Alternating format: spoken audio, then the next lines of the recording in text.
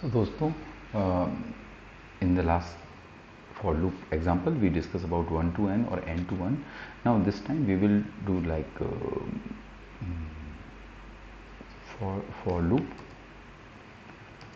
with strings, how it will be there. Okay, so let's take some example. Like I will take like text as input, so it will be like input some like name or something. Okay, so like enter some text. I'm just giving a prompt, and then so how it will be, you simply put it there like for x in text. Now what will happen if I use this one like print x?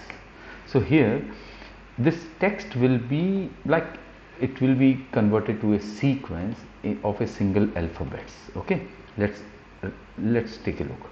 Suppose if I give just an example, codegyanam, so it will be one alphabet will be treated. So internally it will be, let me write it here, internally it will be written as a C, then O, then D, then E, and so on. So it will be written like this.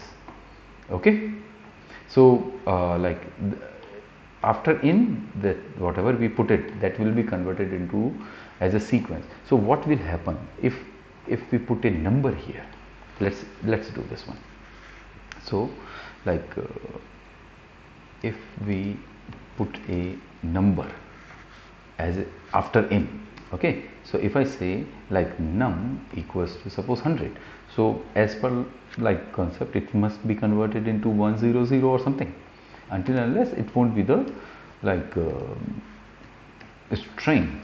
Okay, so here if I say print x, so first it will ask me some input for the previous one. For this one it is asking here, I will write here code, and then it says, look at that, the error it is here, like int object is not iterable and it belongs to type error. Type error is like the operation you want to perform. So internally it is like this. Okay, and it is not like this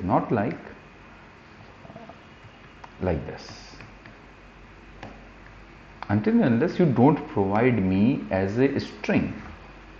Okay, internally. So let's do this one and provide it here as a string. What will happen? Look at that. So in this case I will provide first, I will provide code, and then look at that, this one. So now it is as a string. Okay, thank you.